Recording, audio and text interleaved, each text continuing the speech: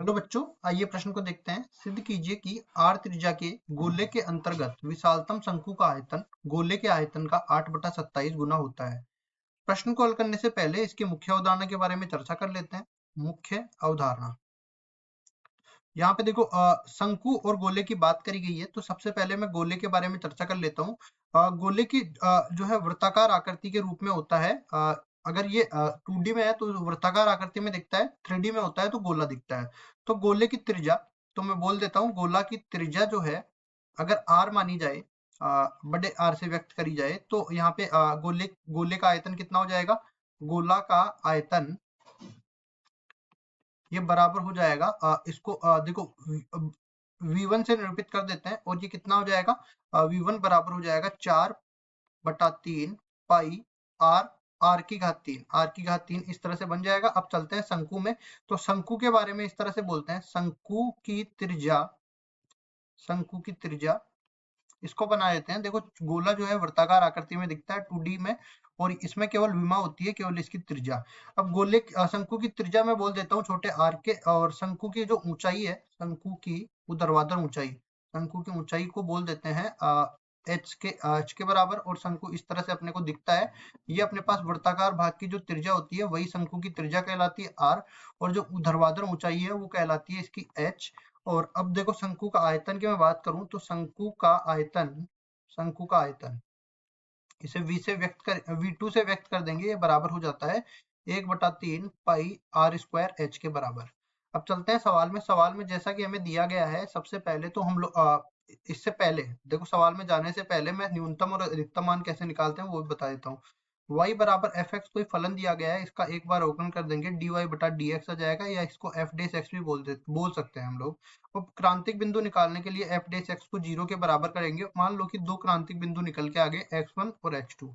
अब उसके बाद में क्या करेंगे, इसका द्वितीय अवकलज परीक्षण करेंगे, तो f डबल डैश x निकालेंगे इसका द्वितीय अवकलज, और x बराबर एक बार तो रखेंगे x1 और एक बार रखेंगे x2। जितने भी क्रांतिक बिंदु आए उनका मान रखना पड़ेगा। अगर इस पर मान लो ये 0 से बड़ा मिल जाता है, तो x बराबर x1 जो है वो न्यूनतम मान का बिंदु मिल जाएगा, न्यूनतम का बिंदु। इसी तरह अगर मेरे पास ये 0 से छोटा आ जाता है, तो x बराबर x2 जो है वो उच्चतम का बिंदु होगा, उच्चतम का बिंदु। ठीक है, महत्तम और न्यूनतम मान इसी तरह निकालते हैं हम लोग द्वितीय अवकलज परीक्षण का उपयोग करते हुए। अब देखो सवाल को देखते हैं। सवाल में बोला गया है कि r त्रिज्या का गोले के अंतर्गत विशालतम शंकु बनाया गया है। तो सबसे पहले तो मैं r त्रिज्या का ये गोला बना देता हूँ, जो 2D में अपने पास द्विविम में अपने वृत्त के जैसे दिखता है। अब इसके अंदर शंकु बनाता हूं, तो शंकु इस तरह से बनने वाला है। इसको सही कर देते हैं। देखिए शंकु जो है हम लोग इस तरह से बना देते हैं। ये शंकु का शीर्ष मान लिया, और इस तरह से हमने शंकु बना दिया। अब इसका वृत्ताकार सिरा इस तरह से आ जाएगा। ठीक है, ये शंकु बन गया। अब सबसे पहले ये अपने पास गोले का केंद्र है। गोले के केंद्र से ये अपने पास गोले की त्रिज्या आ गई, मतलब इसका मान वर्गमूल आर के सॉरी बड़े आर के बराबर मैंने मान लिया गोले की त्रिज्या को। इसी तरह ये भी बड़ा आर हो जाएगा, और यहाँ पे इसको यहाँ तक मिला देते हैं। अब ये जो अपने पास आई ना, ये अपने शंकु की त्रिज्या आ गई। शंकु की त्रिज्या को r से निरूपित कर देते हैं, और शंकु की जो ऊंचाई है उसको h से निरूपित कर देते हैं। अब इसमें थोड़ी सी हम लोग जानकारियां दे देते हैं। मान लो कि ये जो कोण है ना, ये थीटा के बराबर मैंने मान लिया। अब ये थीटा के बराबर आ गया, तो ये जो इसको नाम भी दे देते हैं, ये O हो गया, ये A आ गया, ये B आ गया, ये C आ गया। इसी तरह ये जो अपने पास इसका वृत्ताकार भाग है, इसका जो केंद्र है वो D के बराबर मैंने मान लिया। तो यहाँ से मैं त्रिभुज BOD उठा के लाता हूँ। त्रिभुज BOD, O ये हो गया, B ये हो गया, और D ये हो गया। ये थीटा है अपने पास, ये R है अपने पास, और क्या है बस। ठीक है, OD का मान हम लोग निकाल लेंगे, तो OD का मान त्रिकोणमिति का उपयोग करते हुए निकल के आएगा r sin थीटा के बराबर।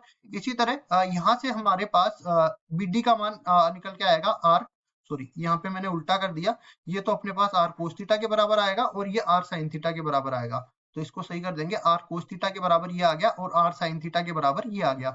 अब देखो यहां से मैं देख सकता हूं, ये BD क्या था, इसकी त्रिज्या थी, तो बोलेंगे शंकु की त्रिज्या, शंकु की त्रिज्या। और यहाँ इससे पहले मैं बोल देता हूँ गोले की त्रिज्या, गोले की त्रिज्या ये अपनी तरफ से मान ली मैंने r के बराबर, और यहाँ पे शंकु की त्रिज्या को r माना था, जो कि बराबर निकल गया है r sin थीटा के बराबर।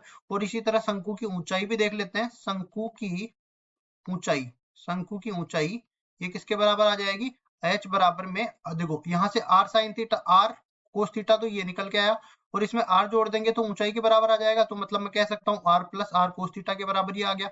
ठीक है। अब देखो उसके बाद हम लोग आगे बढ़ते हैं और यहाँ से बता देते हैं सबसे पहले गोले का आयतन, मतलब कि V1 किसके बराबर है, V1 बराबर है 4/3 पाई r की घात 3 के बराबर ये है। इसको मैं समीकरण नंबर 1 नाम दे देता हूँ। इसके बाद देखो शंकु का आयतन भी हम लोग निकालते हैं। शंकु का आयतन V2 मैंने बोला था इसको, और ये किसके बराबर आ जाएगा, 1/3 पाई r स्क्वायर h के बराबर ही आएगा। r का मान यहाँ से उठा के लाएंगे तो ये बन जाएगा 1/3 पाई, और r square sine square theta ये बन जाएगा, और अंदर क्या बनाएगा, r plus r cos theta के बराबर ये बन जाएगा। अब देखो आर तो उपनिष्ठ ले लेते हैं, तो V2 बराबर निकल के आएगा 1/3 पाई आर की घात 3, और ये बन जाएगा साइन स्क्वायर थीटा और गुणा में 1 प्लस कोस थीटा के बराबर ये निकल के आ गया।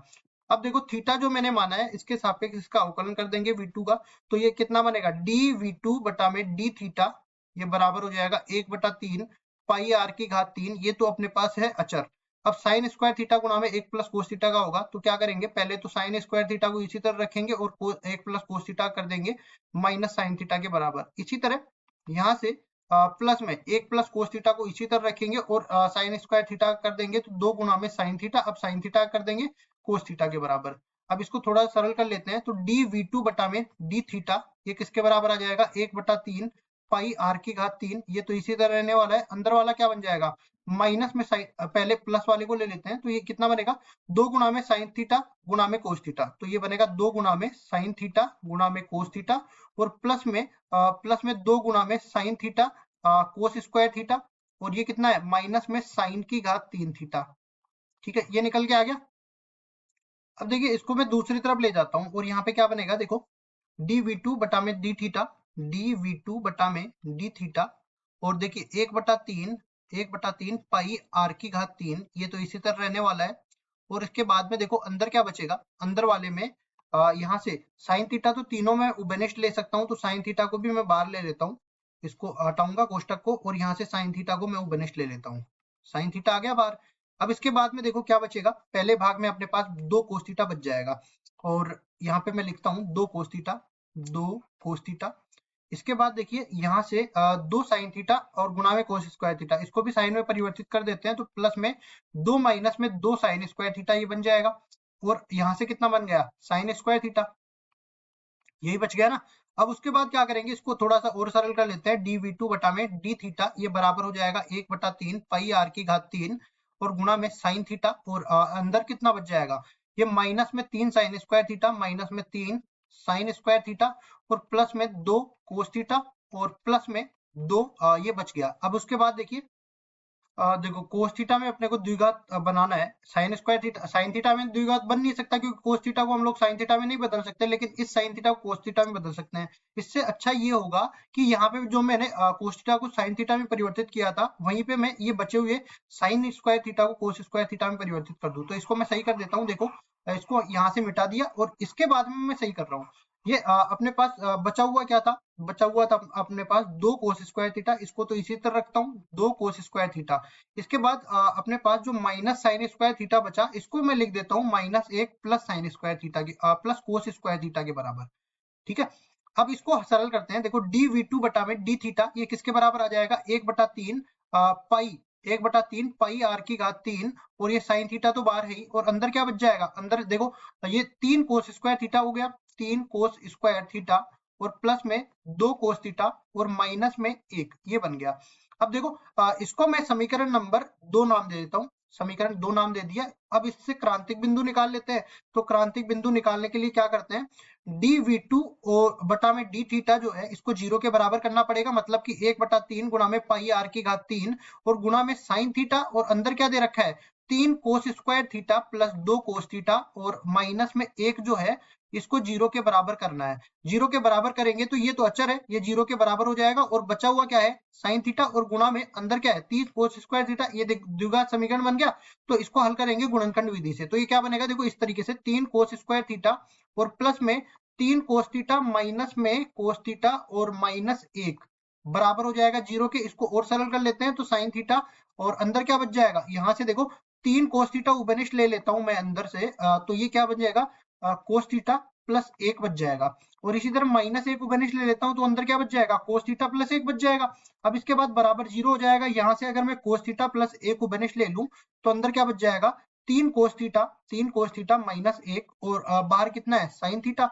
अब इसको भी 0 के बराबर करेंगे तो तीनों को अलग अलग 0 के बराबर करेंगे। तो देखिए यहाँ से सबसे पहले तो अपने पास sin थीटा 0 के बराबर होगा, तो यहाँ से थीटा का मान 0 के बराबर निकल के आएगा, 0 डिग्री।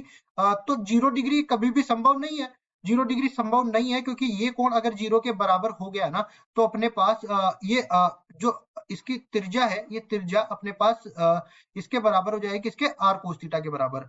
ठीक है, तो ये कभी संभव नहीं है। तो उसके बाद में देखो, ना तो थीटा का मान 0 संभव है और ना थीटा का मान अपने पास कितना, पाई संभव है। तो पाई यहां से निकल के आएगा, कैसे, cos थीटा प्लस 1 बराबर 0 करेंगे तो यहाँ से cos थीटा का मान -1 हो जाएगा और थीटा का मान निकल के आएगा पाई के बराबर, जो भी संभव नहीं है। ठीक है, 0 डिग्री और 180 डिग्री संभव ही नहीं है, मतलब कोई ना कोई न्यूनतम मान अपने न्यून कोण अपने पास बनने वाला है, जो अपने पास निकल के आएगा 3 cos थीटा -1 बराबर 0। तो यहाँ से cos थीटा का मान निकल के आएगा कितना, 1/3 के बराबर। देखो cos थीटा का मान 1/3 आ गया, जो कि हम लोग हमारे पास क्रांतिक बिंदु निकल के आ गया। अब cos थीटा का मान अपने पास निकल के आ गया, तो अपने पास sin थीटा का मान भी यहीं से निकाल लेते हैं। देखो हम लोग जानते हैं कि cos square theta plus sin square theta बराबर होता है 1 के। यहाँ से अगर cos थीटा का मान अपने पास 1/3 निकल के आ गया, तो न्यून कोण है तो sin थीटा भी न्यून कोण में धनात्मक होगा।